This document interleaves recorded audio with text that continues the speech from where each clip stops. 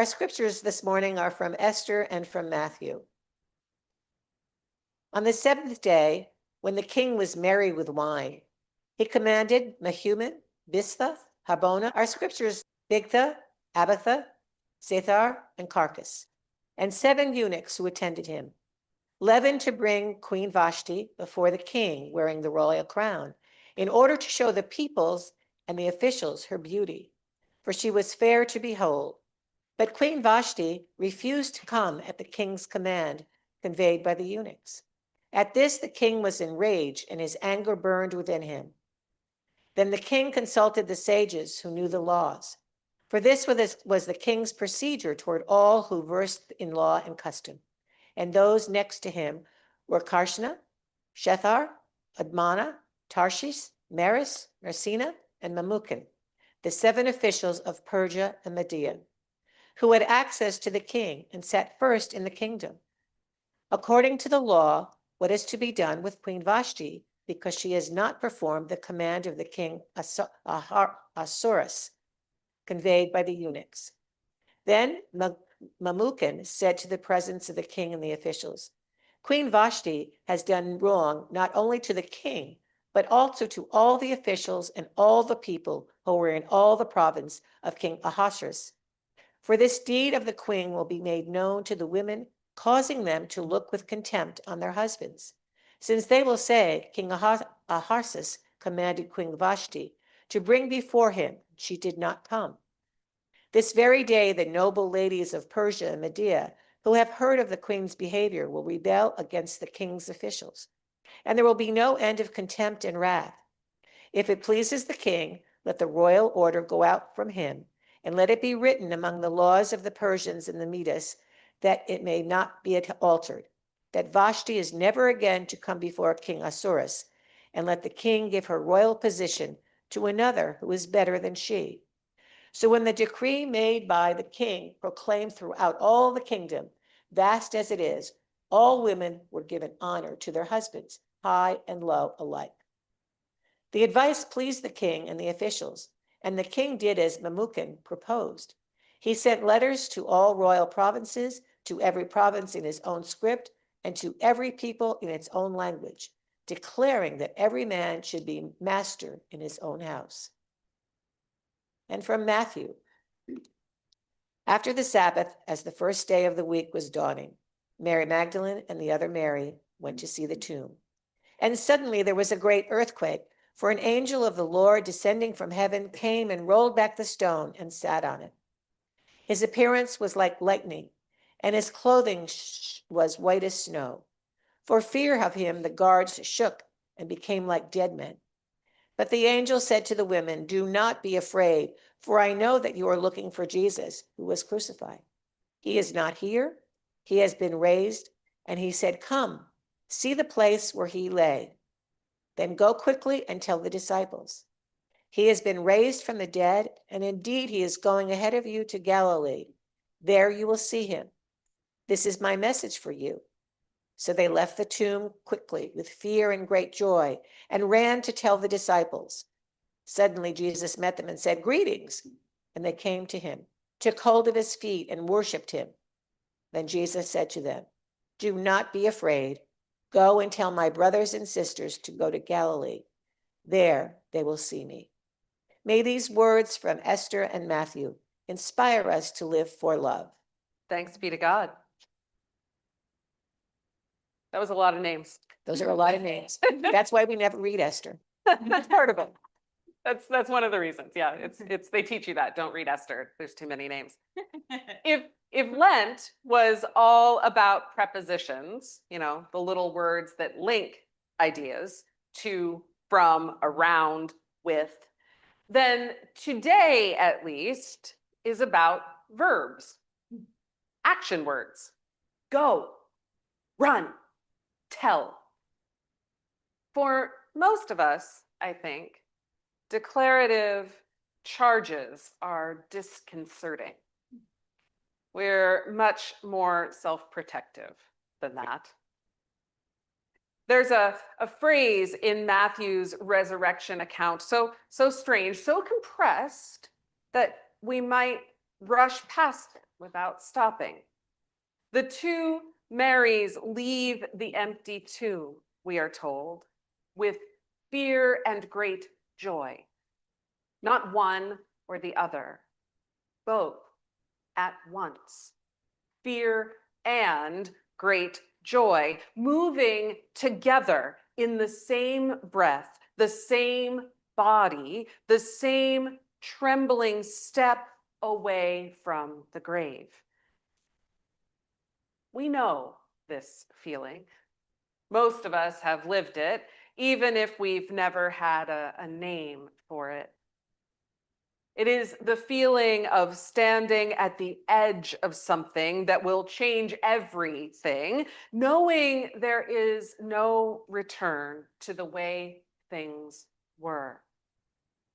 It is the feeling of a door swinging open onto blinding light and not knowing quite whether to run toward it or away.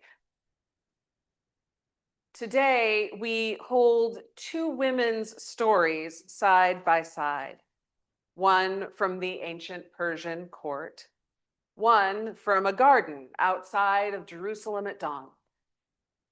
And we ask what they have to teach us about the cost and the gift of bold, world-altering courage. The book of Esther opens not with Esther at all, but with Queen Vashti.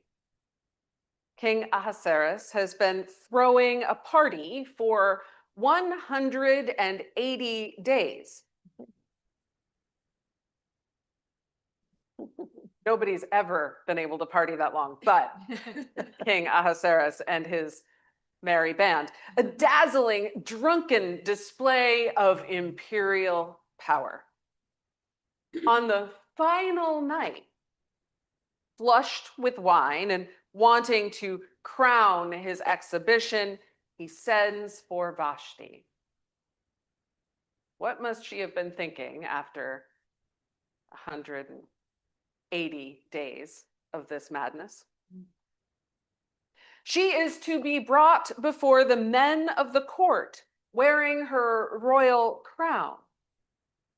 Some accounts indicate that that's all she was to be wearing. Regardless, to be displayed, to be seen, to be paraded. And Queen Vashti refuses. Two words in the Hebrew, that is all. She will not come. We're not given her reasons. We're not given her inner speech, soliloquy of defiance. We are given only the act itself. A woman who, in one of the most powerful empires the ancient world had ever known, said no to the most powerful man in it. The king and his counselors panic. I mean, panic. They do not merely punish Vashti, they convene an emergency council. They draft a royal decree. They send letters to every province in its own script and to every people in its own language, proclaiming that all wives must honor their husbands. The whole empire drops everything and mobilizes, all to answer one woman's refusal. That is how much her no mattered. You don't send letters to 127 provinces because something small happened. The whole machinery of empire lurches into motion because Vashti refused to be treated as an object. The cost to her is severe and swift. She's set aside. Her crown to be given to another. She disappears from the story. The text doesn't soften this. And yet, I believe she walked away from that court carrying something no royal decree could strip from her. She walked away knowing who she was. She walked away having refused to let the most powerful institution in her world define her worth or own it. They could not take it because they never possessed it. They never possessed her. Was there fear in her refusal? Almost certainly. Clearly, this woman is no fool. The consequences were real, immediate, and life-altering, life-threatening. But fear and self-determination are not opposites. Sometimes they walk together. Sometimes, in fact, the presence of fear is the truest sign that something holy is happening. Fast forward several centuries. It is early on the first day of the week, and the light is still thin. Two women, the Marys, come to a sealed tomb. They come to grieve. They come because love does not stop caring for the body when the breath leaves it. They come to do the last things that their earthly hands can do. The only offering they have left to give. What they find will defy their understanding and change the world. An earthquake, an angel like lightning, guards collapsed in terror, and an empty, open tomb. He is not here. He's been raised. The angel tells them, quickly, go, tell his disciples. And so they run. Matthew tells us they left with fear and great joy. This isn't sloppy writing, it's precision. Matthew, who chooses his words carefully, wants us to hold both things. Not, they were afraid, but then they felt joy. Not joy replaced their fear, but rather in the same moment, in the same running bodies, fear and great joy together. Think about what they are being asked to do.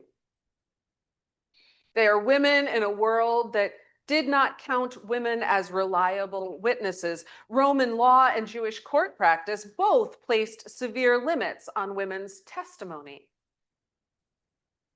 They are being commissioned to carry the most important news in human history, to run not away from the impossible thing they have just seen, but toward it, toward the disciples, toward the world.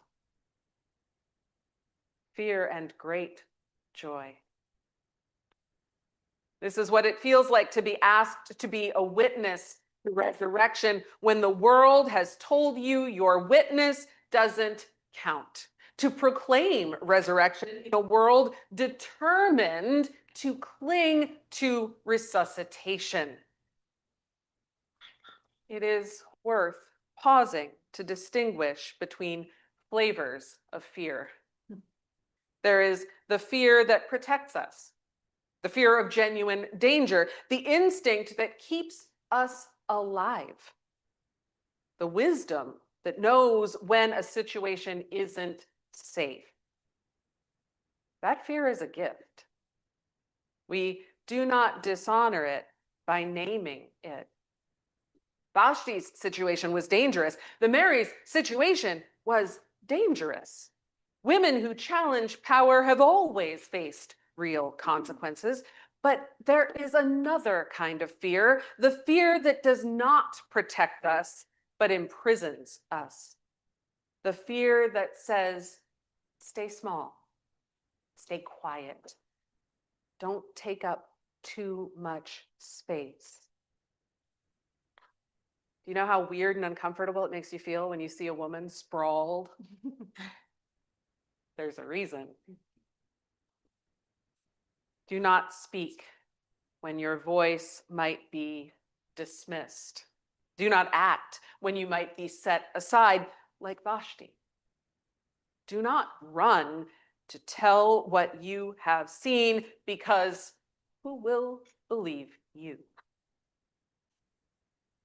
This second kind of fear is where resurrection goes to die.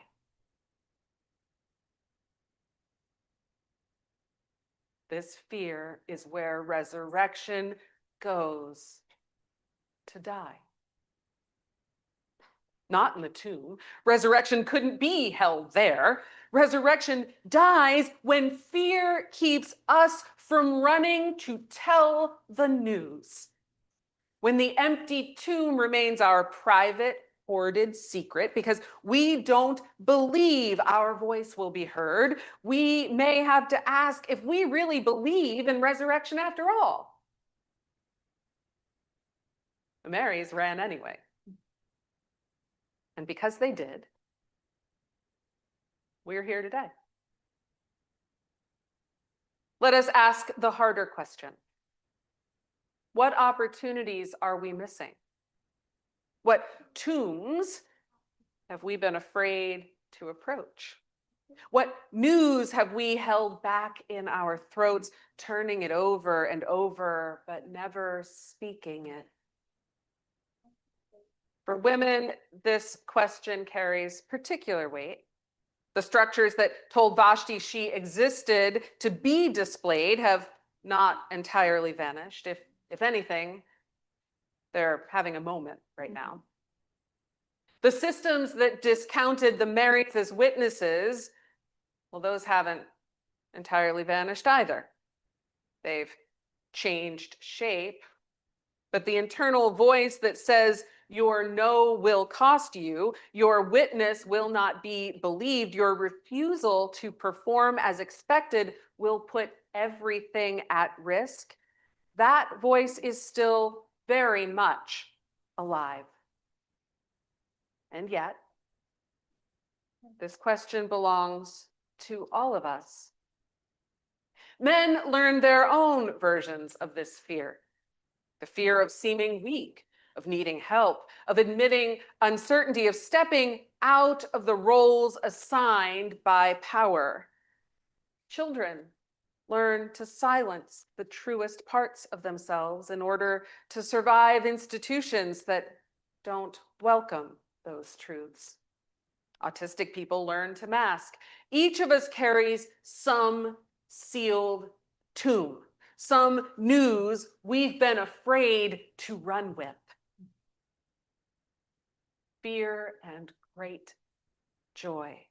The resurrection happens in the tomb where no one is looking. The new life is born out of the terrible thing. They are hand and glove, salt and pepper, two sides of the same coin.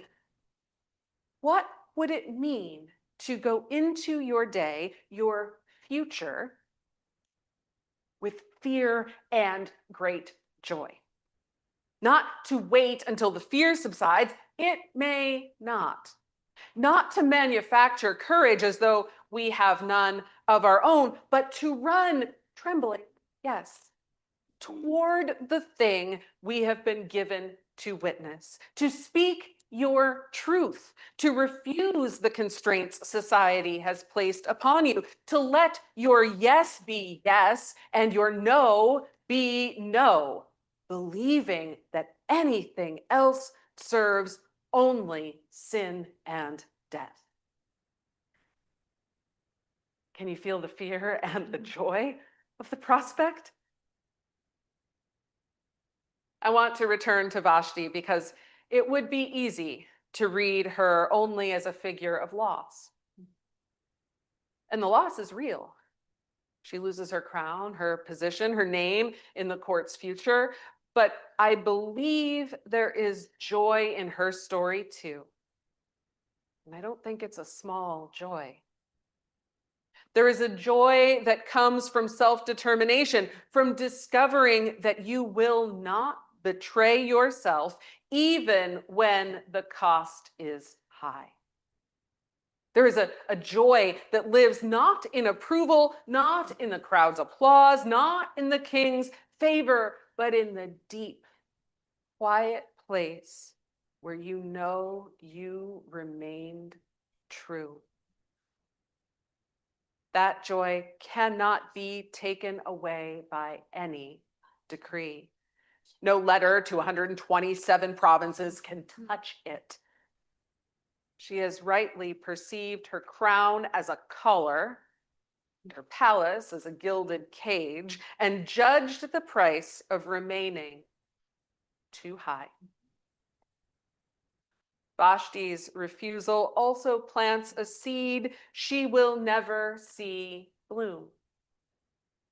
Her no makes possible everything that follows.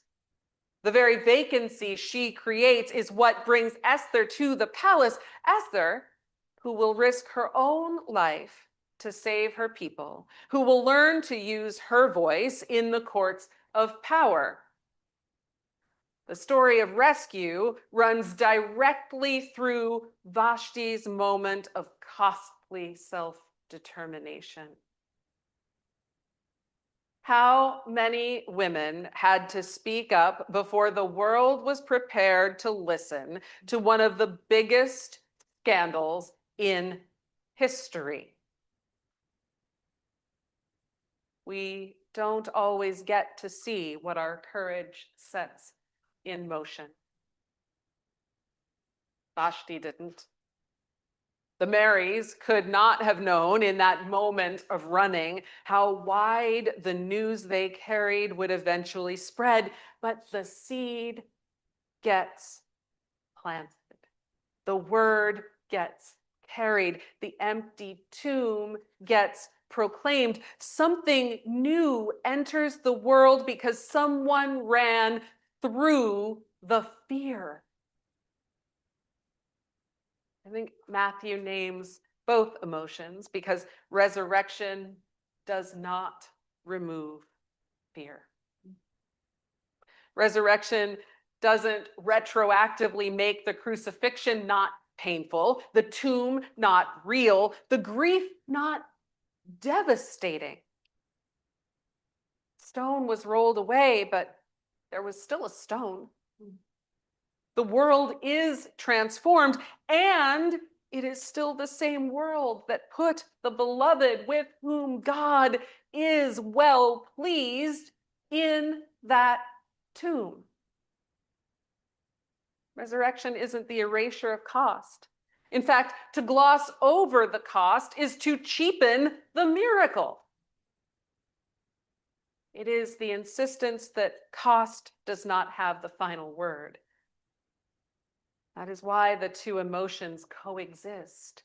The fear is real, the stakes are real, the world's resistance to resurrection news is oh so very real. And the joy is real.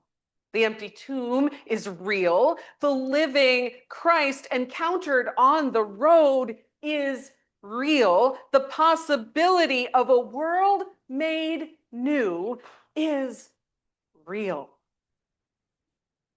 To live as resurrection people is to accept this strange compound of emotions as our permanent condition.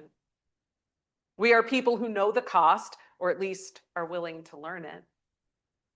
Of Vashti's refusal, of the cross, of every moment of costly truth-telling, we also know that something is loose in the world that cannot be put back.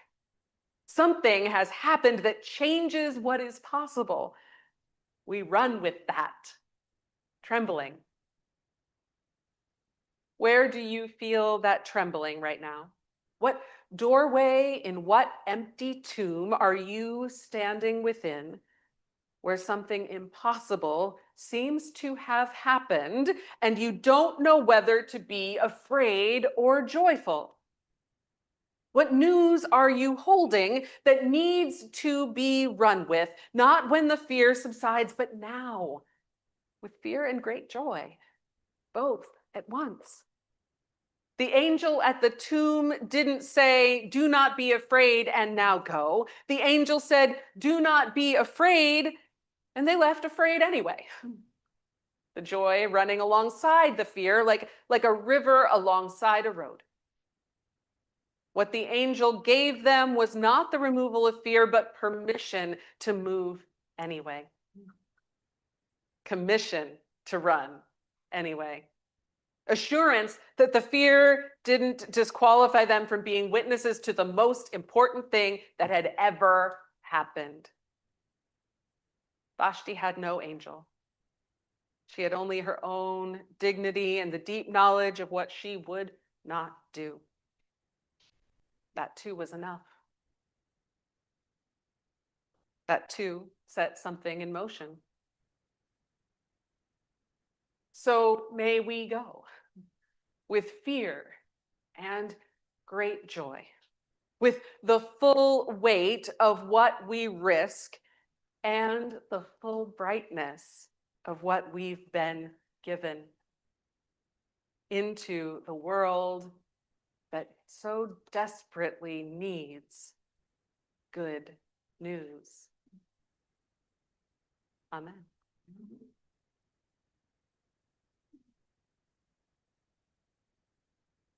Before we go on, Jane has an important announcement.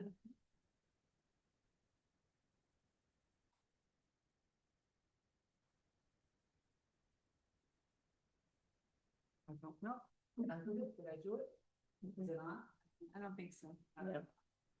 On.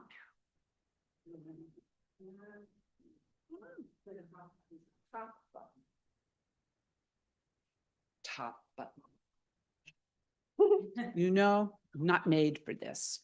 Well, this just comes at a perfect time because with fear and great joy, huh? Was that meant to be? See? As so many things are. I'm here speaking on behalf of the SPRC, which is Staff Parish Relations Committee. Sometimes we're PPR, sometimes we're SPR, sometimes we're SPRC. It really depends on our mood and how much we want to type or write, whatever. But you all know that Pastor Grace is departing this congregation, as is the Methodist way, coming soon. But coming soon will be a new pastor, and I think that we're real happy about it at SPRC. And I bet you will be as well. It is Jody Spiak. Oh, my goodness. And nobody told Margaret. That's a coup right there. That's big. I wondered. I wanted to see her. Oh, I didn't. I did not say anything to you, but I said, Pastor Grace told, but Yeah. evidently not. Well, there you go. Oh, my See, goodness, how wonderful. that's you can have the great joy, a little fear too, Yes. if you like. And so I don't want to belabor this, but you know Jody because he has done some sub replacement. I don't know what that's called when he comes and did like 5 weeks with us when you were away. Yeah, plays guitar. And he's just a wonderful person. So he will be here officially on July 1, which is when people come. It's also my birthday. I just think we should put that in there. Just by the by. He's a birthday present. There you go. So just an announcement, and there'll be more to come, but I thought I would take a moment. He presented our group with a biography and all kinds of neato things, and maybe we'll publish it. Maybe it will be something we'll just send out to everybody because it's very well written. It's lovely. But I will read you the last paragraph in his biography. It says, I want to close by saying that I am I never can say this right. Cishet. I'm going to say cishet. That's not good.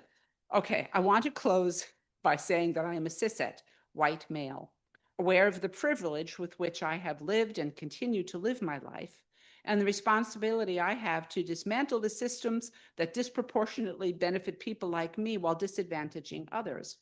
My approach to life and ministry is to live with authenticity, rooted in mindfulness and an empathetic and inclusive love forged in a shared human experience. I am still very much on my journey, curious to discover what the next adventure will be, and by God's grace and in God's time. Well, I think his next adventure is with us, and I think he's very, very happy about that. And so we look forward to that. And it's also neat, if you can remember when we had a transition and Betty Sohm left, she was real happy that it was Grace because they knew each other and it was a real positive handoff. And I think that's the same here. So it's a nice thing. So more to come, but there's the announcement. And now I will turn this off. Maybe I will. Maybe this one here. Yep.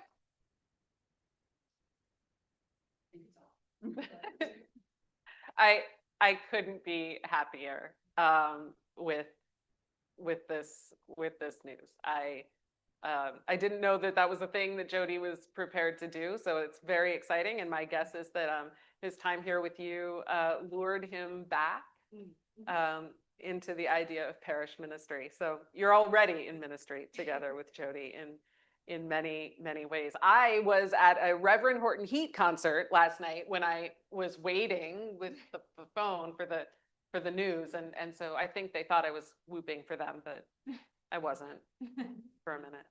You can look up Reverend Horton Heat and then you'll wonder what's wrong with me. But